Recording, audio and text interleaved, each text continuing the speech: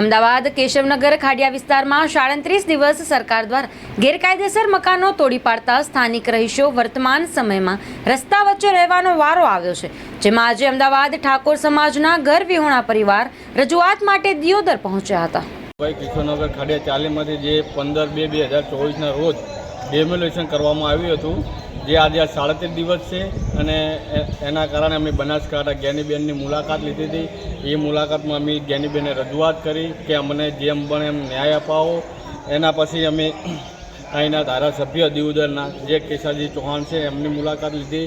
એમને પણ અમે જાણ કરી કે અમને જેમ બને એમ રજૂઆત કરી કે અમને ન્યાય અપાવો, કે જે ઠાકોર સમાજના જે આગેવાન છે કેશાજી ચૌહાણને એમને એવું કીધું કે અમને જેમ બને એમ જલ્દી ન્યાય અપાવો, કે આ 37 દિવસ તો વીતી ગયા છે, પણ આવનારા સમયમાં અમે રોડ ઉપર ના રહીએ તેવી અમારે કેટલી મુશ્કેલીનો અનુભવ થાય છે. એ અમને જેમ બને એમ જલ્દી ન્યાય અપાવો. અમે અહીંયા મળવા આવ્યા છે. અમારા 153 મકાન પાડી દેવામાં આવ્યા છે. એ વાતને આજે 1.5 મહિનો થઈ ગયો છે. અત્યાર સુધી કોઈ અમને ન્યાય આપવા આવતું નથી.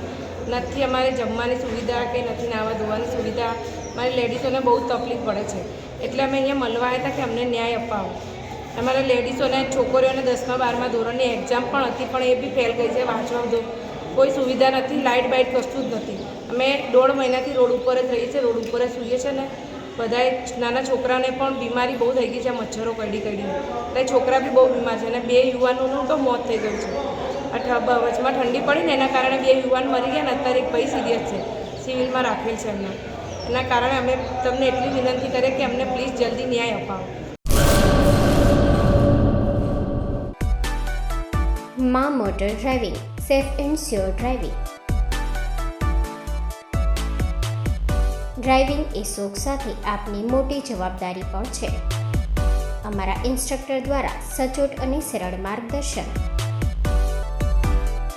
આપની રોજની તાલીમની માહિતી મેળવીને શું અધુરાશ છે એના ઉપર પૂરું ફોકસ કરાય છે.